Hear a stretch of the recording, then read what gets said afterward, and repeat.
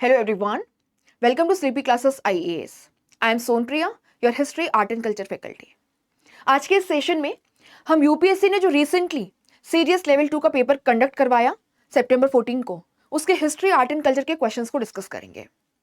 तो जहां तक सीडीएस लेवल 2 में हिस्ट्री, आर्ट एंड कल्चर के क्वेश्चंस कंसर्न हैं, there were around 25 questions from this particular portion. हम यहाँ पे केवल जो आधे क्वेश्चन है उन्हें डिस्कस करेंगे. So this is part 1 and very soon we will bring part 2. अगर आपको ये सेशन पसंद आता है ना, आपको कमेंट सेक्शन में बस लिखना है part 2. Let's begin this particular session. कोशिश रहेगी कि यहाँ पे हम आपको जो रेफरेंस सोर्सेज हैं वे भी बताएं, क्योंकि आप देखोगे बहुत सारे जो क्वेश्चंस हैं वो डायरेक्टली आपकी एनसीईआरटी से पिक किए गए हैं. सो नो मैटर आप किस कोचिंग से जुड़े हुए हैं, आप कौन सा कंटेंट पढ़ रहे हैं, कौन से बुक पढ़ रहे हैं, you can not afford to ignore the NCERTs. क्योंकि आप कितना भी पढ़ लें, there are certain things in NCERTs which you will be missing for sure अगर आप एनसीईआरटीज को खुद से कवर नहीं करते हैं. राइट? सो कोशिश ये रहेगी, इसके साथ साथ में हम थोड़ा सा वैल्यू एडिशन जो है वो भी करेंगे. सो फर्स्ट क्वेश्चन हमारे सामने है और यहाँ लिखा है, consider the following statements about the Bengal countryside at the time of the permanent settlement. The zamindars troops were disbanded. Second statement में लिखा है, within the villages the power of the jotedars was more effective than that of the zamindars. Third statement में लिखा है, the east India company made a rule that the property of the women could not be taken over. Fourth statement में लिखा है, the adhiars were sharecroppers on the land owned by the bargadars. और हमें क्या बताना है कि परमानेंट सेटलमेंट के रिस्पेक्ट में बंगाल के रेफरेंस में ये जो 4 स्टेटमेंट्स दिए हैं, इनमें से कौन कौन से जो स्टेटमेंट्स हैं वे करेक्ट हैं. सो क्वेश्चन के डायरेक्शन को अच्छे से पढ़िएगा. ठीक है. So there are 4 options A, B, C, D. Now हम इस क्वेश्चन के डिटेल्स में जाएं उससे पहले एक बार थोड़ा सा परमानेंट सेटलमेंट के बारे में देख लेते हैं. और मैं आपको बता दूं, ये क्वेश्चन जो है ये वर्बेटिम आपकी एनसीईआरटी से पिक किया गया है, जो themes in Indian history part 3 है उससे. जिस किसी ने उस किताब को अच्छे से पढ़ा होगा, उसके फर्स्ट चैप्टर को अच्छे से पढ़ा होगा, वो इस क्वेश्चन को ऐसे चुटकी में कर लेगा. सो परमानेंट सेटलमेंट सिस्टम की थोड़ी सी बात कर लेते हैं और फिर चलते हैं इस पर डिटेल्स पे. सो परमानेंट सेटलमेंट सिस्टम में हम क्या देखते हैं कि it was introduced when Cornwallis was the Governor General of Bengal, right? So in 1793, Cornwallis, and he was the Governor General of Bengal. Permanent settlement system में क्या किया गया, जो जमींदार हैं उन्हें ओनर बना दिया गया विज़ावी दी कल्टीवेटर्स. ठीक है, vis a vis the cultivators, the zamindars were made the owners. यानी कि कल्टीवेटर अपने ही जमीन पर टेनेंट हो गया. लेकिन आपको यहां पर एक बात ध्यान रखनी है, जमींदार के ऊपर भी है ना एक और लैंडलॉर्ड बैठा था और वो था ईस्ट इंडिया कंपनी. अब यहां पे दूसरा आप क्या देखेंगे कि जमींदार को एक फिक्स्ड अमाउंट ऑफ रेवेन्यू जो है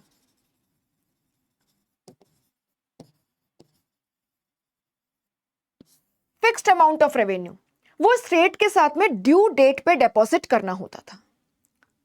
अगर जमींदार ऐसा नहीं करता तो आप यहां पर क्या देखेंगे, there was a sunset clause, है ना, सनसेट क्लॉज. और सनसेट क्लॉज के तहत क्या होता था कि ड्यू डेट के सनसेट से पहले अगर आप जो रेवेन्यू है और उस पर जो ड्यू इंटरेस्ट है उसको सबमिट नहीं करते हैं ईस्ट इंडिया कंपनी के ऑफिशियल्स के साथ में, then you will lose your zamindari right and the land will be auctioned off. अब यहां पे कहा गया कि एक पर्टिकुलर जमींदारी एरिया से जितना भी रेंट कलेक्ट होगा उसको 11 पार्ट्स में डिवाइड किया जाएगा. 10/11 पार्ट्स जो हैं, जो बेसिकली फिक्स्ड रेंट है, वो जाएगा आपके ईस्ट इंडिया कंपनी के पास, और जो 1/11 पार्ट है वो जाएगा जमींदार के पास. अब मान लीजिए ये जो फिक्स्ड रेंट है इससे ज्यादा एक्स अमाउंट जमींदार है ना कलेक्ट करता है. अगर वो ये एक्स अमाउंट एक्स्ट्रा कलेक्ट कर रहा है तो हम यहां पर क्या देखेंगे, this will entirely belong to the zamindar. So यहां पे जमींदार को इंसेंटिवाइज करने की कोशिश भी की गई थी. कंपनी क्या एक्सपेक्ट कर रही थी, कंपनी को लग रहा था कि जमींदार के पास में मीन्स हैं और अब इंसेंटिव भी है. So he will basically invest the resources in agriculture, और इससे एग्रीकल्चरल प्रोडक्टिविटी बढ़ेगी और स्टेट के पास में जो रेवेन्यू है वो टाइमली डिपॉजिट होता रहेगा and it will be having a guaranteed source of income, right. तो ये एक्सपेक्ट किया जा रहा था। और इसी के साथ साथ में zamindars will become loyal to the company, है ना। It is akin to the Rajput policy of Akbar. So East India Company को लग रहा था कि जमींदार्स बहुत पावरफुल है, बहुत इन्फ्लुएंशियल है, अगर ये कंपनी के लॉयलिस्ट बन जाते हैं तो ये कंपनी के हित में होगा। दूसरा आप यहाँ पर क्या देखेंगे कि ये भी एक्सपेक्ट किया जा रहा था कि रेवेन्यू कलेक्शन का जो काम है वो ये हैंडफुल ऑफ जमींदार से कंप्लीट कर देंगे, अदरवाइज ईस्ट इंडिया कंपनी को इसके लिए भी ऑफिशियल्स को हायर करना पड़ेगा और उन्हें पे करना पड़ेगा। और तीसरा आप यहां पर क्या देखेंगे कि it was expected that this step of fixing the amount of revenue that a particular zamindar had to deposit with the company from his zamindari area is fixed in perpetuity, it will not be changed, है ना। जो भी extra collect होगा वो जमींदार का होगा, तो जमींदार यहाँ पे रिसोर्सेज एग्रीकल्चर में इन्वेस्ट करेगा जिससे एग्रीकल्चर प्रोडक्टिविटी बढ़ेगी, कंपनी को तो गारंटेड रेवेन्यू आता ही रहेगा और जो एक्स्ट्रा इनकम है वो जमींदार की होगी। बट आप यहां पर क्या देखेंगे कि परमानेंट सेटलमेंट सिस्टम में जो इनिशियल रेवेन्यू फिक्स किया गया था, फिक्स्ड रेवेन्यू, वही बहुत ज्यादा था, उसे कलेक्ट करना ही बहुत मुश्किल होता था। एंड इसी के साथ में जो एग्रीकल्चर प्राइसेस हैं वो इतने ज्यादा होते ही नहीं थे, तो जमींदार कितना भी प्रेशर क्रिएट कर ले किसान पर वो उतना रेवेन्यू कलेक्ट कर ही नहीं पाता था। एंड इसी के साथ साथ आप देखोगे कि जमींदार जो है उससे जोतेदार जो हैं उनका रेजिस्टेंस भी बेयर करना पड़ता था। अब ये जोतेदार कौन थे, तो इनको थोड़ा सा देखते हैं। अक्सर ऐसा होता था कि जमींदार जो हैं they used to lose their zamindari rights under the sunset clause of permanent settlement system, क्योंकि जो ड्यू रेवेन्यू है वो कलेक्ट ही नहीं कर पाते थे, तो ड्यू डेट तक सबमिट भी नहीं कर पाते थे, and they used to lose their zamindari and their lands were auctioned off. And अक्सर आप देखोगे कि जो जोतेदार्स हैं they were among the buyers. So who were this jotedars, ये हम देखेंगे ना। इस क्वेश्चन को देखते हैं। आप यहां पर क्या देखेंगे, आप देखेंगे कि सारे के सारे स्टेटमेंट जो है वो वर्बेटिम आपकी themes in Indian history part 3 जो है उसके चैप्टर 1 से लिए गए हैं। मैं आपको प्रूफ के साथ दिखाती हूं। तो आप यहां पे देखेंगे कि है ना, कंपनी जो है उसको जमींदार की इंपॉर्टेंस पता था, लेकिन इसी के साथ साथ में कंपनी जो है वो उनको कंट्रोल करना चाहती थी, रेगुलेट करना चाहती थी। इसीलिए ईस्ट इंडिया कंपनी ने यहाँ पे कुछ स्टेप्स लिए। ठीक है, देखिए यहाँ पे आप देख सकते हैं page number 230, themes in Indian history part 3 का chapter 1। The company had recognized the zamindars as important, but it wanted to control and regulate them, subdue their authority, and restrict their autonomy. The zamindars' troops were disbanded, customs duties abolished, and their kacheharis brought under the supervision of a collector appointed by the company. Otherwise पहले ये जमींदार्स जो हैं इनके पास में अपने troops होते थे, है ना। They use to impose customs duty on goods entering their zamindari area और है ना। एंड इसी के साथ में आपके देखोगे they had their own courts.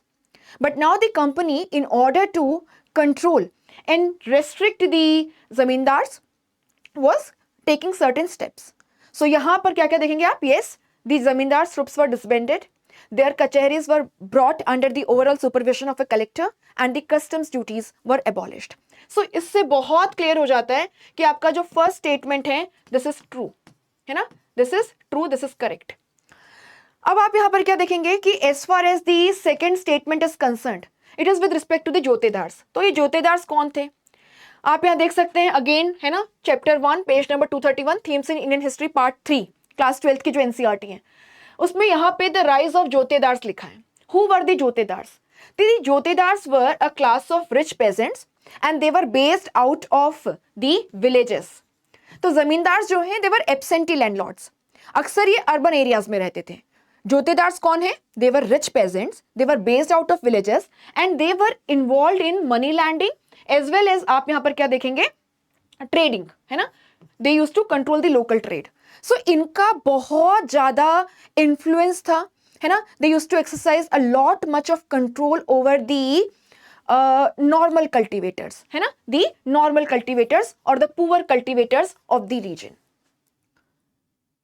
Zamindars के अगेंस्ट जो रेजिस्टेंस मूवमेंट थे उनको भी कई बार ये जोतेदार्स जो हैं यही लीड करते थे, क्योंकि if the zamindar is losing the grip over the cultivators, who is gaining, jotedars who were next in line. So jotedars were rich peasants, they were based out of villages and they were involved in money lending, as well as they used to control the local trade apart from being rich peasants. So they used to exercise a lot much of influence on the poor cultivators. इनके कहने पे जमींदार के against resistance movement जो हैं वे भी launch किए जाते थे.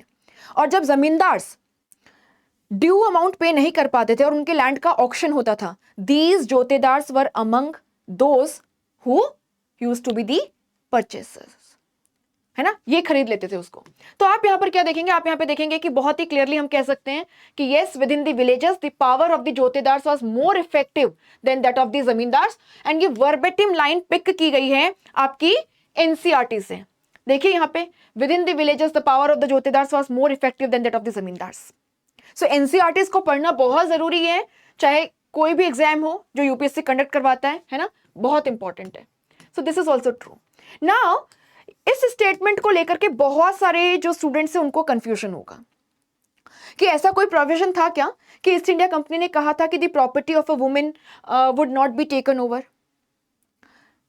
This is correct. ठीक है, दिस इज करेक्ट. यहां क्या लिखा देखिए, the raja of Burdwan for instance first transferred some of his zamindari to his mother since the company had decreed that the property of the woman would not be taken over. अब company जब जमींदार्स को control करने की कोशिश कर रही है, उनको रेस्ट्रिक्ट करने की कोशिश कर रही है, तो जमींदार्स भी रेजिस्ट कर रहे हैं. And they were using different means, जिसमें से एक मीन्स क्या है, अपनी जमींदारी को अपने माँ के नाम पे ट्रांसफर कर दो, अपनी वाइफ के नाम पे ट्रांसफर कर दो, बहन के नाम पे ट्रांसफर कर दो, and it will not B confiscated, क्योंकि ईस्ट इंडिया कंपनी ने ऐसा रूल बनाया हुआ है. अब जो स्टेटमेंट सीमिंगली सबको बहुत टफ लग रहा है, आप क्या देखोगे कि वो डायरेक्टली आपकी एनसीईआरटी से है, and this is true. Now ये जो लास्ट स्टेटमेंट है इसको देखते हैं. Adhiars were sharecroppers on the land owned by bargadars. आप क्या देखोगे कि ये जो बारगदार्स है ना, या फिर बागचीज है, या फिर अडियार्स है, these were terms which were alternatively used for the tenant cultivators, the sharecroppers in case of Bengal, and they used to basically work on the land owned by the jotedars. Tebhaga movement में हम अडियार्स के बारे में, बागचीज, बारगादार्स के बारे में पढ़ते हैं. तो होता क्या था, ये जोतेदार जो विलेज लेवल पे बहुत ज्यादा पावरफुल होते थे, and who used to exercise a lot much of influence on poor cultivators. They basically used to take advantage of the situation of the tenant cultivators. अभी टेनेंट कल्टीवेटर्स या share croppers जो हैं वो जोतेदार से land lease पे लेते थे, उस पर बहुत मेहनत करते थे, बट आप क्या देखोगे जो टोटल आउटपुट है उसका आधा या उससे ज्यादा अक्सर जोतेदार जो हैं वो रख लेते थे, और अडियार जो है उसको केवल आधा मिलता था. तो जो तिभागा मूवमेंट हम पढ़ते हैं 1946 का, उसमें डिमांड क्या थी, उसमें डिमांड ये थी कि 1/3 जो है वो जोतेदार को दिया जाए और 2/3 जो है वो बारगादार्स, बागचीज या जो अडियार्स हैं, शेयर क्रॉपर्स से, उनको दिया जाए. तो दिस स्टेटमेंट इज फॉल्स, है ना, क्योंकि बारगादार और अडियार ये तो शेयर क्रॉपर्स हैं, राइट. तो आप यहां पर क्या देखेंगे, आप यहां पर देखेंगे फोर्थ स्टेटमेंट जो है ये फॉल्स है, एंड आपको ये भी एनसीईआरटी में डायरेक्टली मिल जाएगा, है ना, बट ये तो आप चलो स्पेक्ट्रम वगैरह में भी पढ़ ही लेते हैं. ठीक है, ये तो आप स्पेक्ट्रम वगैरह में भी पढ़ ही लेते हैं. तो यहां आप देख सकते हैं शेयर क्रॉपर्स, अडियार्स और bargadars. So 1, 2, 3 is our answer, है ना, 1, 2, 3 is the answer. So answer for this particular question should be B. हमसे करेक्ट पूछा है. अगर आपको नॉर्मली मान लीजिए आपने एनसीईआरटी नहीं पढ़ी है, तो आपको क्या पता है, आपको ये फॉर श्योर पता होगा कि the jotedars gain at the cost of the zamindars, क्योंकि ये तो टीचर्स पढ़ाते हैं. और आपको तिभागा मूवमेंट जो है इसके बारे में भी पता होगा. यानी हमें क्या पता है कि 2 डेफिनेटली करेक्ट है और 4th जो है वो डेफिनेटली फॉल्स है. यानी हमारे आंसर में 4 नहीं आना चाहिए, हमारा आंसर 1, 2, 3 या फिर 1 and 3 होगा, है ना, राइट. हमारा आंसर या तो 1, 2, 3 होगा या फिर हमारा आंसर 1 and 3 होगा. नाउ थर्ड जो स्टेटमेंट है, जिसने एनसीईआरटी नहीं पढ़ा उसके लिए ये तो टफ है, बट हमें ये फॉर श्योर पता है कि 2 इज डेफिनेटली करेक्ट, है ना. हम चले जाएंगे 1, 2 and 3 के साथ में, क्योंकि जो रिमेनिंग ऑप्शंस हैं उनमें से केवल बी ऑप्शन में 2 है ना, केवल बी ऑप्शन में 2 है. सो यहां पे आसानी से हम इसका आंसर कर सकते हैं बी. ना इस क्वेश्चन को देखते हैं। यहाँ पे बेसिकली कुछ जर्नल्स, न्यूज़पेपर्स, पैम्फलेट्स का नाम लिखा है और सामने फाउंडर, एडिटर या ऑथर जो उससे एसोसिएटेड है उनका नाम लिखा है। और क्या कहा है, you have to match list 1 with list 2 and select the answer using the correct code given below. Kudi Arasu, किसान बुलेटिन, बॉम्बे क्रॉनिकल, भवानी मंदिर। यहाँ लिखा है औरबिंदो घोष, फिरोज शाह मेहता, इंदुलाल याग्निक, ईवी रामास्वामी नायकर, पेरियार। अब आपको पता है कि सेल्फ रिस्पेक्ट मूवमेंट को 100 ईयर्स कंप्लीट हो गए हैं, है ना, 100 ईयर्स कंप्लीट हो गए हैं। It was launched in 1925। और इसी के साथ में ईवी रामास्वामी नायकर, जिन्होंने सेल्फ रिस्पेक्ट मूवमेंट को शुरू किया, राइट, उन्होंने कुडी अरासू, ये जो मैगजीन है, इसको भी शुरू किया था। सो यहाँ पे आप एक बात से तो श्योर हैं कि कुडी अरासू जो है उससे ईवी रामास्वामी नायकर जो हैं वे जुड़े हुए हैं, है ना। सो इसके बेसिस पे ए का हुआ 4, यानी हमारा आंसर ए या बी में से कुछ होगा, सी और डी हमारा आंसर नहीं हो सकता। नाउ बाकी ऑप्शंस को देखते हैं। किसान बुलेटिन, बॉम्बे क्रॉनिकल, भवानी मंदिर। अब इंदुलाल याग्निक जो है, इनका नाम हम पढ़ते हैं खेड़ा सत्याग्रह के समय, right, Kheda Satyagraha of Gandhi ji of 1918। और आप देखोगे इंदुलाल याग्निक, सरदार वल्लभ भाई पटेल, ये यहीं से गांधी जी के साथ जुड़े थे। यानी इंदुलाल याग्निक जो हैं वो किसानों के कॉज से जुड़े हुए हैं। तो आप यहाँ पे बी का 3 जो है वो कर सकते हैं। तो इससे आपका आंसर निकल जाता वैसे, है ना। A is the correct answer, A is the correct answer for this particular question, A is the correct answer. अब यहाँ पे बाकी ऑप्शंस अगर आप देखें तो आप देखेंगे बॉम्बे क्रॉनिकल जो है उससे फिरोज शाह मेहता जुड़े हुए हैं, and Bombay Chronicle was very much critical of the government, है ना। एंड भवानी मंदिर जो है ये एक पैम्फलेट था जिससे औरबिंदो घोष जुड़े हुए हैं, and it was basically launched before the स्वदेशी एंड द बॉयकॉट मूवमेंट। सो यहाँ पे भारत माता और ये सारी बातें जो हैं वो की गई हैं। सो मदर इंडिया, है ना, भवानी। तो आप देखेंगे भवानी मंदिर जो है वो औरबिंदो घोष, इनका पैम्फलेट था। तो यहाँ पे हमारा आंसर तो आ गया, चलिए, बट हम थोड़ा सा और डिटेल में देखते हैं। तो आप देखेंगे कि मिनिस्ट्री ऑफ कल्चर की एक बहुत अच्छी साइट है, और इस पर्टिकुलर साइट पे आपको देखने के लिए मिलेगा कि किस तरीके से बॉम्बे क्रॉनिकल जो है इसको 1910 में शुरू किया गया बाय फिरोज शाह मेहता, ठीक है। So it was started in present day Mumbai, and I think थोड़ा सा ये देख लेते हैं, वेयर इज फिरोज शाह मेहता, यहाँ पे, ठीक है। सो 1910 में बॉम्बे क्रॉनिकल को शुरू किया गया बाय फिरोज शाह मेहता इन मुंबई। आप यहाँ पे देखेंगे this particular newspaper was very much critical of the English, है ना, गवर्नमेंट इन इंडिया, एंड इसके जो फर्स्ट एडिटर हैं वो थे जी हॉर्नीमैन, है ना, जी हॉर्नीमैन।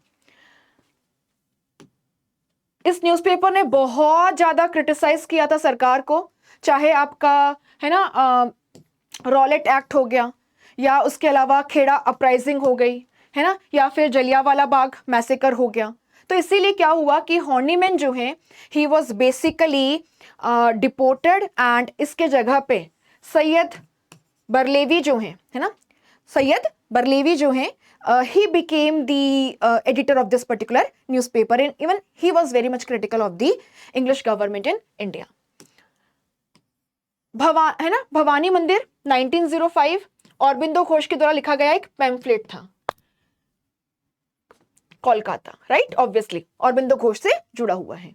This pamphlet forcibly articulates the idea of the nation as the mother goddess Bhavani and the need for total devotion to her. He denounces the lack of willpower among Indians to take matters in their own hands and transforming their conditions. Ghosh refers to Japan as an example of how a previously underdeveloped nation can rapidly improve its condition and become a competitor to the European powers. So it was launched in the wake up of the Swadeshi and boycott movement or the extremist phase of the anti-Bengal partition. Kudi Arasu, आप यहाँ पर क्या देखेंगे, 1925 में start हुआ as part of the self-respect movement. It was a weekly journal in Tamil, and E.V. Ramaswamy Naikar Periyar से जुड़े हुए हैं. This particular newspaper aimed to challenge the caste system. It promoted social equality and fostered rationalist thought, logical thought, individual dignity, particularly among the Dravidians, the Tamils. So सारी extra information है, but आपको ध्यान रखना है कि NCERT कितनी important है and कुछ पर्टिकुलर साइट्स होती हैं गवर्नमेंट की, वो कितनी इंपॉर्टेंट है. सो इंडियन कल्चर, ये जो पर्टिकुलर साइट है ऑफ मिनिस्ट्री ऑफ कल्चर, बहुत अच्छी इन्फॉर्मेशन होती है, रिलायबल इन्फॉर्मेशन होती है, आप इसे यूज कर सकते हैं. नाउ थर्ड क्वेश्चन देखते हैं. Which of the following statements about the Ghadar movement is और are correct. So Ghadar movement के रिस्पेक्ट में हमें यहाँ पे 3 स्टेटमेंट्स दिए और हमें बताना है कि कौन कौन से जो स्टेटमेंट्स हैं वे सही हैं. पहले में क्या लिखा है कि गदर मूवमेंट की शुरुआत 1913 में हुई सैन फ्रांसिस्को में. सेकंड में लिखा है कि इस मूवमेंट की फाउंडेशन सोहन सिंह बखना जो है ना, सोहन सिंह बाखना जो है उनके द्वारा रखी गई. थर्ड स्टेटमेंट में क्या लिखा है, the Ghadar took its name from the weekly Ghadar which was basically brought out in several Indian languages. So यार ये तो बहुत स्ट्रेट फॉरवर्ड क्वेश्चन है, इसका आंसर तो हम आसानी से कर सकते हैं 1, 2 and 3. So D should be the correct answer for this particular question. एक बार देख लेते हैं. सो आप यहां पर क्या देखेंगे कि ये डायरेक्टली आपके स्पेक्ट्रम से लिया गया है ना. तो मॉडर्न हिस्ट्री के जो क्वेश्चंस हैं वो मोस्टली आपके स्पेक्ट्रम से सॉल्व हो जाते हैं. So spectrum is a reliable source as far as modern history is concerned. But जब एंशिएंट और मिडीवियल की बात आती है, you can not afford to miss the NCERT. And in fact आप देखोगे कि themes in Indian history part 1, part 2, part 3 तो आपको अच्छे से पढ़नी चाहिए. मैं तो कहूंगी कि जो pre rationalised 6th, 7th, 8th की एनसीईआरटी उसे भी अच्छे से पढ़ो. सीधे क्वेश्चन आते हैं हिस्ट्री, आर्ट एंड कल्चर में. फाइन आर्ट्स के पार्ट 1 से भी सीधे क्वेश्चंस हैं. ठीक है, तो यहां देखते हैं. The Ghadar party was a revolutionary group organized around a weekly newspaper the Ghadar and its headquarters were at San Francisco, है ना, San Francisco. So Ghadar party revolutionary group है. It was based out of San Francisco in US. आपको इसके branches देखने के लिए मिलेगी US के एंटायर वेस्टर्न कोस्ट पे, और इसी के साथ साथ में जो फार ईस्टर्न कंट्रीज है जैसे कि जापान वगैरह, वहां पर भी. एंड गदर पार्टी का नाम कहां से आया, गदर न्यूज़पेपर से. सो गदर एक वीकली न्यूज़पेपर था एंड शुरू में इसको उर्दू में लॉन्च किया गया था, बट बाकी आप देखोगे कि आगे चल के इसको जो सेवरल इंडियन लैंग्वेजेस हैं उनके अंदर स्टार्ट किया गया. ठीक है, एंड इसके वाया जो रिवोल्यूशनरी थॉट्स हैं, जो रिवोल्यूशनरी इसके आइडियाज हैं, उनको इंडियन लोगों तक पहुंचाया जाता था जो इन एरियाज में माइग्रेट होकर के गए थे. Right, okay. इसके अलावा आप यहाँ पर क्या देखेंगे कि ये जो गदर पार्टी है, it had even planned mutiny in case of India in Feb 1915, but it was not successful. और ये म्यूटिनी इन्होंने क्यों प्लान की थी, armed revolution against the English government in India, because of the कोमागट्टा मारू इंसिडेंट ऑफ 1914. इसको खैर बाद में डिस्कस करेंगे, लेकिन आप यहाँ पर क्या देखेंगे, आप यहाँ पे देखेंगे कि प्री गदर टाइम्स में भी काफी सारे रिवोल्यूशनरीज जो हैं वो यहाँ पे प्रेजेंट थे, जैसे कि रामदास पुरी, जीडी कुमार, तारकनाथ दास, सोहन सिंह बाखना एंड लाला हरदयाल. और इन्होंने यहाँ पे कुछ ऑर्गेनाइजेशंस जैसे कि Swadesh Sevak Home at Vancouver, United India House at Seattle, इनको सेटअप किया था. एंड फाइनली 1913 में गदर जो है उससे एस्टेब्लिश किया गया था. सो बहुत अच्छे से हम इस क्वेश्चन को देख सकते हैं कि फर्स्ट स्टेटमेंट में 1913 भी सही है, सैन फ्रांसिस्को भी सही है, सोहन सिंह बाखना भी सही है, लाला हरदयाल भी इससे जुड़े हुए हैं, इनका नाम ध्यान रखिएगा. और कौन कौन से लीडर्स हैं, तो आप यहाँ पे देखेंगे रामचंद्र हैं, है ना, भगवान सिंह है, करतार सिंह सराबा है ना, बरकतुल्ला हैं, भाई परमानंद हैं. इनके नाम को थोड़ा सा ध्यान रखिएगा. यस, वीकली गदर से आया, तो Ghadar was a weekly newspaper. Initially इसको उर्दू में रिलीज किया गया था, बट बाकी सेवरल लैंग्वेजेस जो हैं उनमें भी इसको लेटर ऑन स्टार्ट किया गया. सो this is also true, true true true. So the answer is D. ये तो ठीक है, डुएबल है, इजी है. हम आगे जाएंगे और भी क्वेश्चंस को डिस्कस करेंगे इसी तरीके से. आपको सेशन पसंद आ रहा है तो आपको पता है you have to like, share and you have to write down part 2 in the comment section.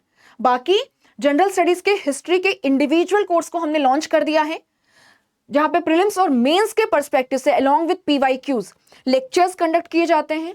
आपको PDF मटेरियल प्रोवाइड किया जाएगा along with model answers and tips on answer writing. आपको करंट अफेयर्स प्रोवाइड किए जाएंगे, video lectures and practice test, and that too at a very nominal है ना cost. आपको केवल यहाँ पे टारगेट 26 ये कोड यूज करना है and you will get instant 10% discount. Further discounts के लिए आप 1800-890-3043 पे हमारी टीम से कॉल कर सकते हैं. एंड इसके अलावा आप हमें मेल पे भी लिख सकते हैं sleepy.classes@gmail.com। चलिए इस क्वेश्चन को देखिए, which of the following periods has provided the evidence of a ploughed field at Kalibangan in Rajasthan. Kalibangan in Rajasthan. So आप यहाँ पर क्या देखेंगे कि जॉन मार्शल, जो basically Archaeological Survey of India के डायरेक्टर जनरल थे, उनके द्वारा 1924 में पूरे दुनिया के सामने अनाउंस किया गया, यानी लगभग आज से 100 साल पहले, कि इंडिया के नॉर्थ वेस्ट में 2600 BCE के आसपास एक mature urban bronze using culture exist करता था, जिसे Harappan culture, Harappan civilisation, Indus civilisation का नाम दिया गया। और आप देखोगे कि चाहे यूपीएससी सिविल सर्विसेज का एग्जाम हो गया 2025 वाला प्रीलिम्स एग्जाम, या सीडीएस का एग्जाम हो गया, यूपीएससी जो है वो हड़प्पन पीरियड से क्वेश्चंस पूछ रही है। इनफैक्ट इस साल जो मेंस का पेपर हुआ आपका, वहां पे भी हड़प्पन के टाउन प्लानिंग के रिस्पेक्ट में आपसे क्वेश्चन पूछा गया है। सो यहां हमें क्या क्वेश्चन पूछा है, इसको देख लेते हैं कि राजस्थान के कालीबंगन से हमें एक प्लॉड फील्ड का एविडेंस मिला है, वो किस पीरियड से है ना, early Harappan, mature Harappan, late Harappan, या फिर आपका कैलकोलिथिक पीरियड। सो इसका स्ट्रेट फॉरवर्ड आंसर जो है वो है अर्ली हड़प्पन। आप हमारे नोट से भी ये तो बहुत आसानी से कर सकते हैं, है ना, ये तो सीधा है। लेकिन आप देखेंगे कि जो लोग सेल्फ स्टडी करते हैं, है ना, मैं वापस से इस पॉइंट को एम्फेसाइज करूंगी, NCERTs can not be overlooked, you can not afford to leave NCERTs. आप यहाँ पे देखेंगे आपकी NCERT class 12 themes in history part 1 के फर्स्ट चैप्टर में पेज नंबर 3 पे ये इंफॉर्मेशन आपको मिलती है। क्या लिखा है यहाँ पे, राजस्थान के कालीबंगन से हमें एक प्लॉट फील्ड मिली है जो अर्ली हड़प्पन पीरियड की है। और यहाँ पे साथ ही साथ में क्या बताया है कि the field had 2 sets of furrows at right angle to each other, suggesting that 2 different crops were grown together, है ना, simultaneous cropping of 2 crops on a particular piece of land. So Rajasthan के कालीबंगन से, Kalibangan is located on the banks of Ghaggar river, which is basically remnant of the Saraswati river. So आप देखेंगे Kalibangan is located on Ghaggar river in Rajasthan, और राजस्थान के Hanumangarh district में है ये। और यहाँ से हमें प्लॉड फील्ड जो है वो मिली है, जिसमें फरोज हैं, एंड ये जो फरोज हैं they basically are at right angle to each other, ऐसे। तो आप यहाँ पे क्या देखेंगे, इस पर्टिकुलर रो में एक क्रॉप उगाई जाती होगी और यहाँ पे दूसरी क्रॉप, इस तरीके से खेती की जा रही थी।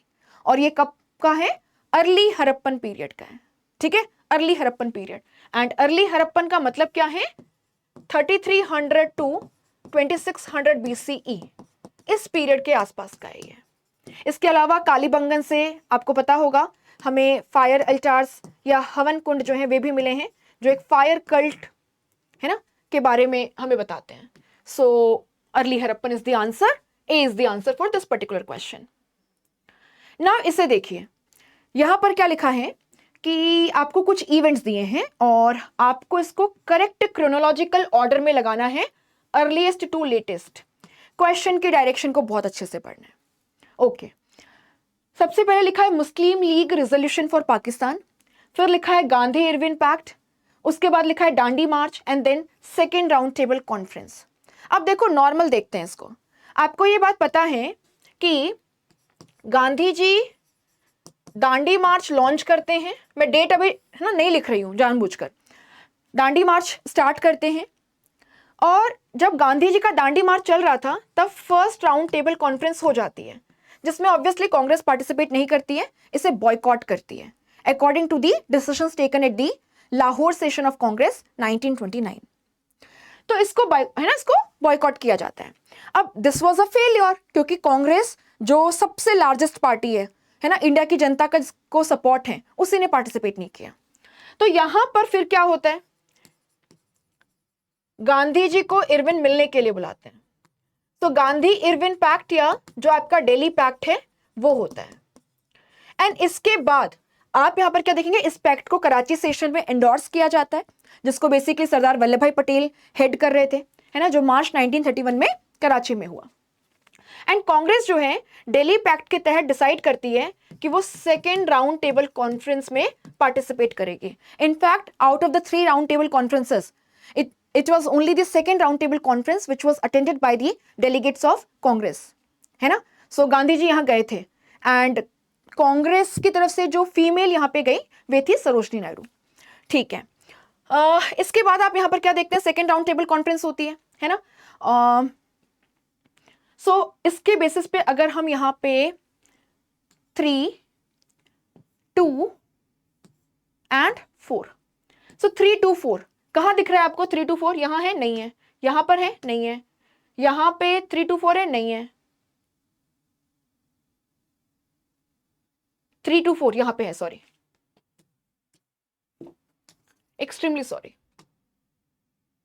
आप यहां पे क्या देखेंगे, यहां 3, 2, 4 है, नहीं है, यहां पे 3, 2, 4 है, यहां पे 3, 2, 4 है, नहीं है, यहां पे 3, 2, 4 है, नहीं है।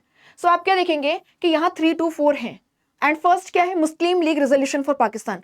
सो आपको पता है ये तो बहुत लेटर इन पीरियड आएगा, 1940 में, है ना।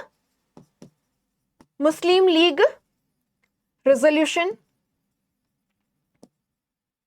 ये तो मार्च 1940 का है ना, इसको तो हम बाद में पढ़ते हैं। So easily 3, 2, 4, 1 is the answer. But अगर आपको एग्जैक्ट डेट चाहिए तो हम यहां पर क्या देखते हैं, 12 मार्च 1930 को दांडी मार्च जो है वो शुरू होता है एंड 6 अप्रैल 1930 को गांधी जी दांडी पहुंच के गुजरात के जो सॉल्ट मोनोपोली एक्ट ऑफ 1882 है उसे वायलेट करते हैं और यहीं से सिविल डिसोबीडियंस मूवमेंट की शुरुआत होती है। आप यहां देखेंगे गांधी इरविन पैक्ट की अगर हम बात करें तो 5 मार्च 1931 जिसको दिल्ली पैक्ट भी कहा जाता है। सेकेंड राउंड टेबल कॉन्फ्रेंस की अगर हम बात करें तो आप यहां पर क्या देखेंगे, सितंबर टू दिसंबर 1931। इसके बाद गांधी जी वापस से आकर के सिविल डिसोबीडियंस मूवमेंट को रिवाइव करने की कोशिश करते हैं but then he was arrested and Muslim League resolution March 1940। तो आप यहाँ पे देख सकते हैं कि हम डेट्स भी देख चुके हैं, बाकी ये हमारे क्लास नोट्स में से ही हैं, तो आप यहाँ देख सकते हैं इसको भी, है ना। दांडी मार्च, आपका Gandhi Irwin pact, 3 round table conferences है, इनको अच्छे से यहाँ पे देख लीजिएगा, है ना। आप स्क्रीनशॉट भी ले सकते हैं एंड पीडीएफ शेयर हो जाएगी स्लीपी क्लासेस के टेलीग्राम चैनल पे, तो आप वहां से डाउनलोड भी कर सकते हैं इसको। सो फर्स्ट राउंड टेबल से, है ना,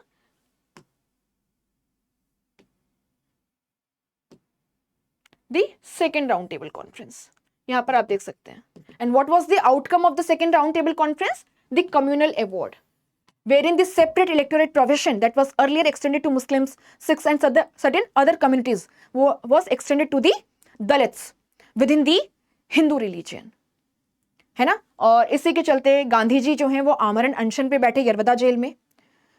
अल्टीमेटली आप यहाँ पे क्या देखेंगे, पूना पैक्ट हुआ and Poona pact was basically accepted as an amendment to the communal award of Ramsay McDonald.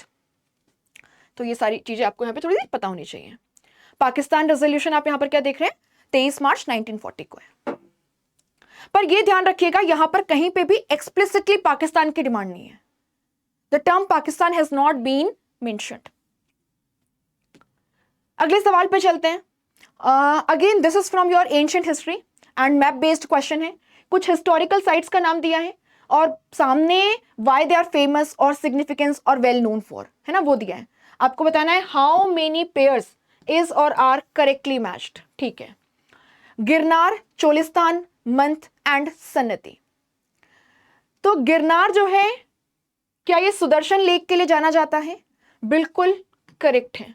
सो आप यहां पर क्या देखेंगे कि रुद्रदमन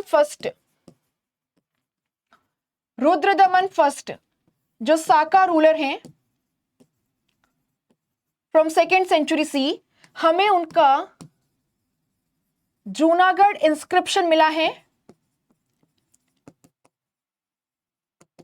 गिरनार से और ये बताते हैं कि किस तरीके से यहां पे एक सुदर्शन लेक है। सो बेसिकली जूनागढ़, है ना, Junagadh is in the dry and the arid Saurashtra region. और रुद्रदमन फर्स्ट क्या कह रहे हैं, यहां पे एक सुदर्शन लेक है। इसका जो कंस्ट्रक्शन है वो ओरिजिनली पुष्यगुप्त, जो बेसिकली मौर्यन प्रोविंशियल गवर्नर था इस एरिया में during the time period of Chandragupta Maurya, the founder of the Maurya dynasty, उसके द्वारा इसका कंस्ट्रक्शन करवाया गया था। But because of a storm इसके बैंक्स जो हैं वो टूट गए हैं एंड जो रिपेयर का काम है, राइट, रिपेयर का काम है वो किसने करवाया है? रुद्रदमन फर्स्ट ने। यहीं से हम क्या देखते हैं कि हमें स्कंदगुप्त, जो गुप्ता रूलर हैं, उनका इंस्क्रिप्शन भी मिलता है और वे भी इसके रिपेयर वर्क में इन्वॉल्व थे।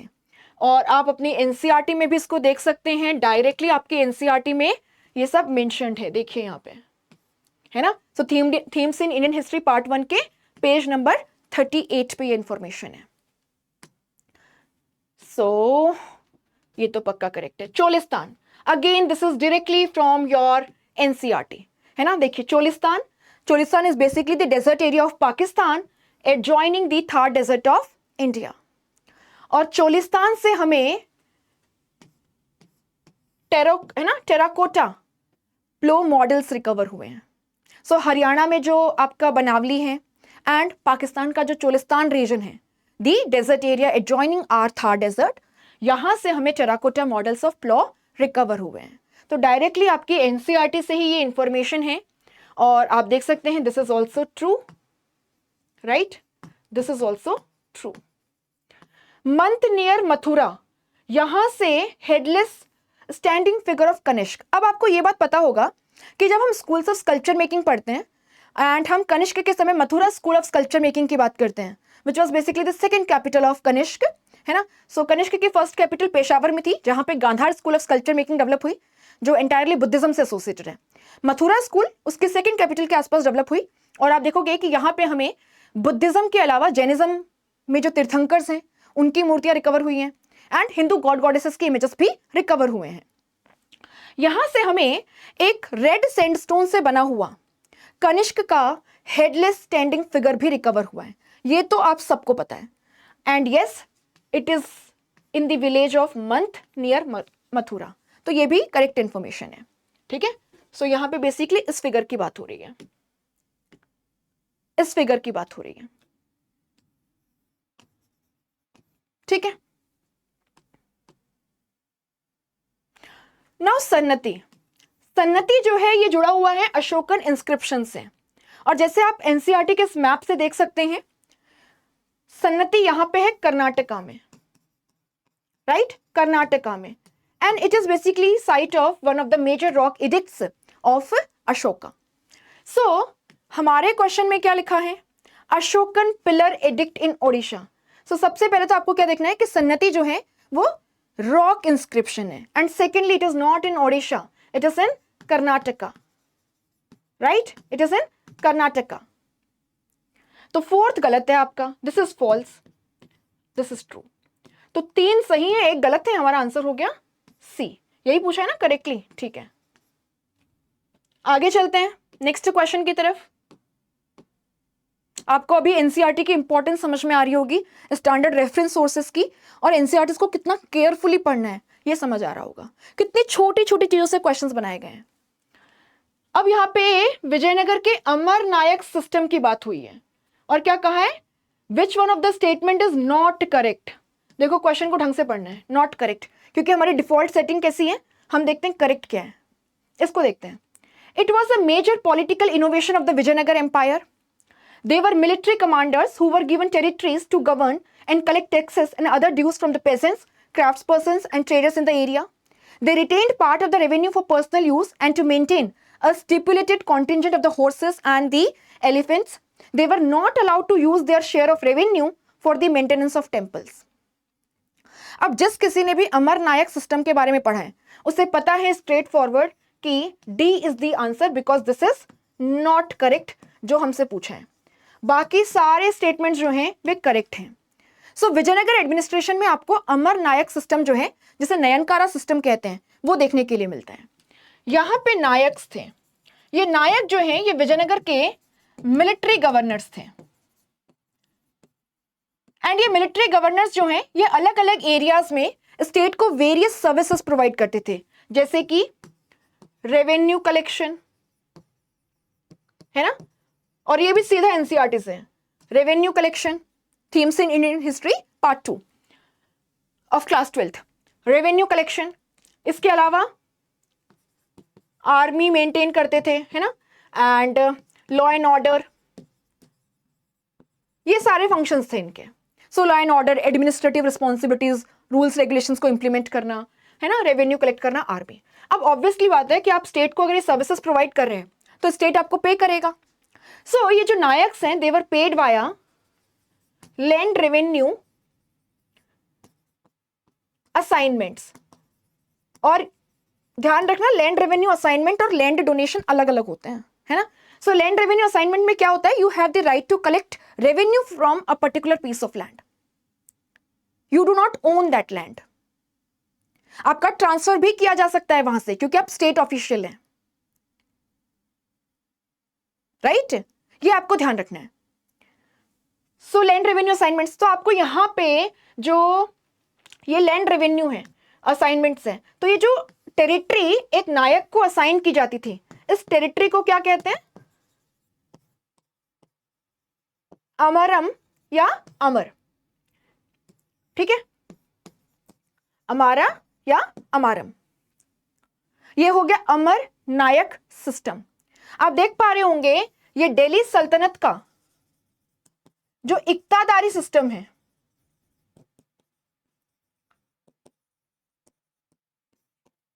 उसी के लाइन पर मॉडल्ड था, ठीक है, उसी के लाइन पर था।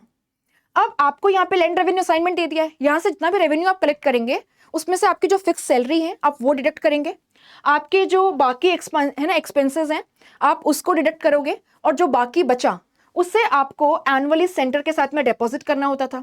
इसके अलावा आपको कोर्ट विजिट करना है एंड ऑल दोस थिंग्स, है ना, all those things. So almost model on the lines of iqtadari system. Difference क्या है, इक्तादार्स को एक fixed amount of revenue centre के साथ डिपॉजिट करना पड़ता था, बट यहां पे इस तरीके का कोई बाउंडेशन जो है वो नायक्स पे नहीं था, बच गया तो शेयर कर दिया टाइप्स है।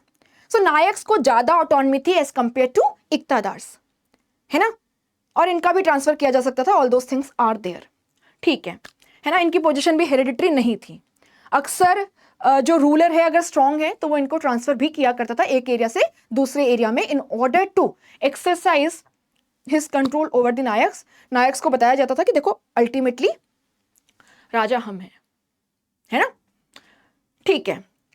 तो आप यहां पर क्या देखेंगे, आप यहां पे देखेंगे कि तीनों स्टेटमेंट जो है ये सही हैं, एंड मैं आपको यहां पे एनसीईआरटी में भी दिखा देती हूं। देखिए, Amar Nayak system was a major political innovation of the Vijayanagar empire. It was modelled on the lines of iqta system of Delhi Sultanat. They were military commanders and were given territories to govern by the Rai, that is the ruler of Vijayanagar Empire.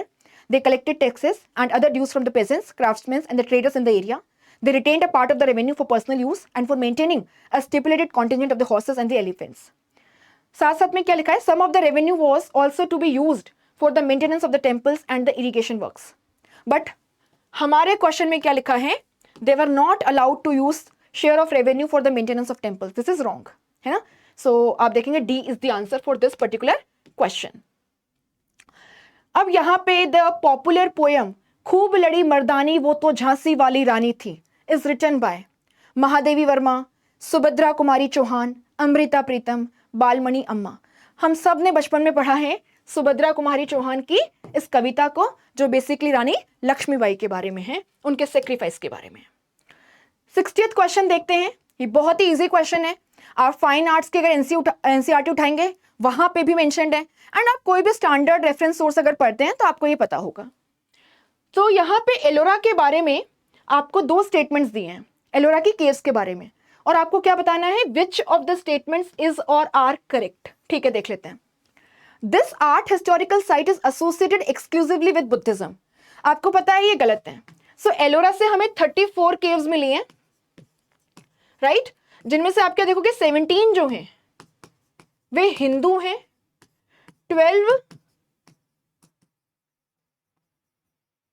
Buddhist caves हैं, और 5 जो हैं वे Jain caves हैं।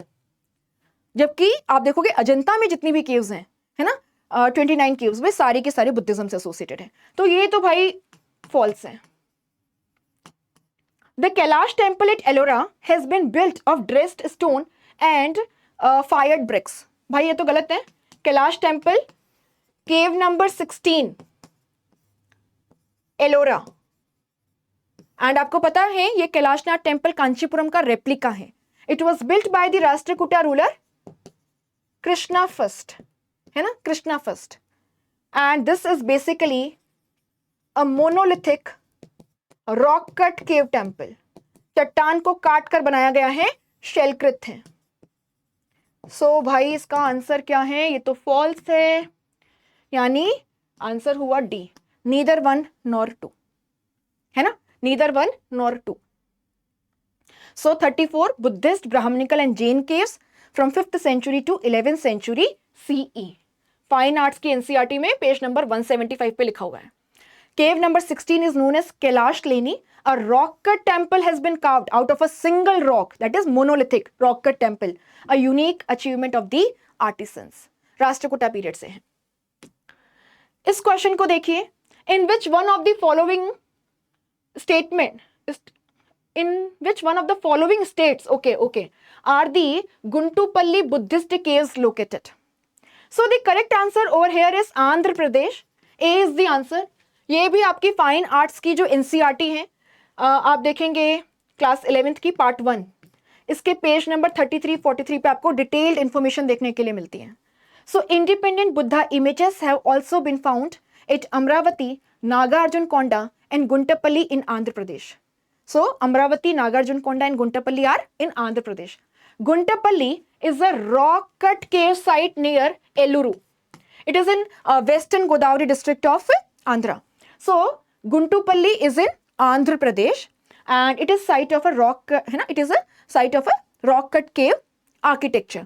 So यहाँ पे आपको जो Buddhist चैत्यास हैं, विहारास हैं, वे देखने के लिए मिलते हैं, ठीक है।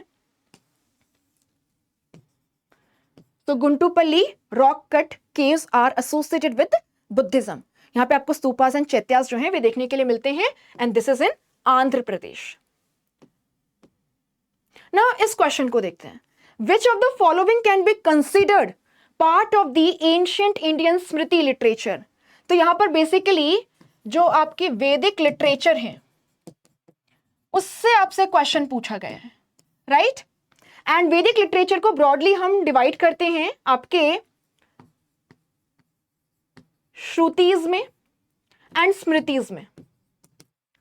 या स्मृति इज स्मरण, है ना, किसी चीज को स्मरण करना, टू बी रिमेंबर्ड, एंड श्रुति क्या है, टू बी हर्ड, जिसको आपने सुन करके सीखा हो। और आपको ये बात बहुत अच्छे से पता है कि हमारे जो 4 वेद हैं, है ना, हर एक वेद में आप क्या देखते हो, एक संहिता है, राइट। इसमें आपको ब्राह्मणास जो हैं वे देखने के लिए मिलते हैं, जिनमें रिचुअल्स और, है ना, जो रिचुअल्स हैं उनकी जो मीनिंग है उसको डिस्क्राइब किया गया है। इसके बाद आपको यहाँ पे अरण्य, है ना, अरण्यकास जो हैं, फॉरेस्ट बुक्स, वे देखने के लिए मिलती हैं, एंड उपनिषद या फिर जो वेदांतास हैं वे देखने के लिए मिलते हैं, right. Shrutis, so 4 Vedas, Rigveda, Samved. Rigved has basically hymns in praise of different gods and goddesses of the Rigvedic Aryans. Samved में they have been set to tune. And उसके बाद आप यहाँ पर क्या देखेंगे, आपका यजुर्वेद, जिसमें various rituals have been prescribed. So when you are basically reciting these hymns, what are the rituals that have to be followed, right? वो यहाँ पे हैं. And इसके अलावा आप यहाँ पे क्या देखेंगे, अथर्ववेद, जहां पे आपको कुछ मैजिकल फॉर्मूलाज, चार्म्स, स्पेल्स, तंत्र मंत्र जो है वो देखने के लिए आपको मिलते हैं। तो आप देखेंगे 4 वेदास हैं। Rigveda is the earliest of the 4 Vedas, and Samaveda, Yajurveda, Atharvaveda आपके लेट वेदास में आते हैं, ठीक है, लेटर वैदिक टेक्स्ट में आते हैं। और इनके जो पार्ट्स हैं, ऋग्वेद संहिता जैसे कि, है ना, ऋग्वेद से एसोसिएटेड ब्राह्मणास हो गए, Aranyakas, Upanishads and so forth, Samaveda, Yajurveda and Atharvaveda, ये सब आपके श्रुतिज हैं, क्योंकि माना जाता है the Vedas are basically revealed scriptures, है ना, and they are not man made, है ना, they have not been composed by men, they have been revealed। और उसके बाद आप क्या देखोगे कि जब तक आर्ट ऑफ राइटिंग डेवलप नहीं होती, तो हम यहाँ पर क्या देखते हैं कि the art of writing was redeveloped during the second urbanization period, है ना, the सेकेंड अर्बनाइजेशन पीरियड। तो आप क्या देखोगे कि ये जो आपके वेदास हैं, इनकी नॉलेज को आपको मेमोराइज करना पड़ता था एंड जनरेशन टू जनरेशन ये ट्रांसमिट की जाती थी ओरली, ओरली ट्रांसमिटेड, सुन करके, है ना, श्रुत्वा, श्रुत्वा। सो वेदास जो हैं वो स्मृति में तो नहीं आएंगे, है ना, फोर्थ तो हमारे ऑप्शन में नहीं आना चाहिए। अब 1 2 3 या 1 और 2 क्या आंसर होगा ये देखना है आपको। नाउ आप देखेंगे कि जो स्मृतिज हैं, है ना, इसमें आप क्या क्या देखते हैं, स्मृतिज में हमें आपके जो पुराण हैं वे देखने के लिए मिलते हैं, आपके जो एपिक्स हैं जैसे कि रामायण महाभारत, जिनका फाइनल फॉर्म डेवलप हुआ during the Gupta period, Mahabharata, right, ये आपको यहाँ पर पुराणास है, रामायण महाभारत है। एंड इसके अलावा आप देखोगे जो वेदांग्स हैं, है ना, जो वेदांग्स हैं, जो वेदों के 6 पार्ट्स हैं, कौन कौन से हैं, just give me a minute, है ना। सो आपके एपिक्स हो गए, आपके पुराणास हो गए, आपके धर्मशास्त्रास, हाउ वी कैन फॉरगेट, है ना, दीज धर्मशास्त्रास,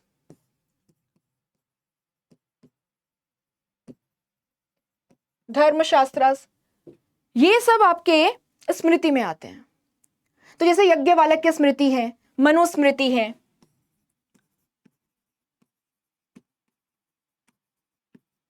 राइट, मनुस्मृति है, ये कहां पे आते हैं, ये सब आपके स्मृति में आते हैं। अब यहां पे आप क्या देखेंगे कि जब हम वेदांगास की बात कर रहे हैं, 6 पार्ट्स की बात कर रहे हैं, so let's talk about these.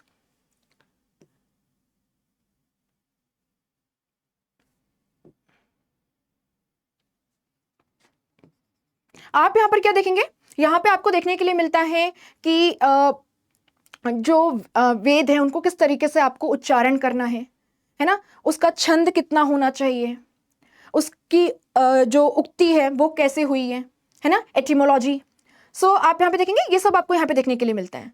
और इसी के साथ में ज्योतिष, एस्ट्रोलॉजी, कल्प, रिचुअल्स। सो आप यहाँ पे क्या देखेंगे कि जो वेदांगास हैं they are basically parts of the Vedas, और ये हमें हेल्प करते हैं कि वेदों को, जो वेद हैं उन्हें किस तरीके से करेक्टली रिसाइट करना है ना, करेक्टली रिसाइट करना है।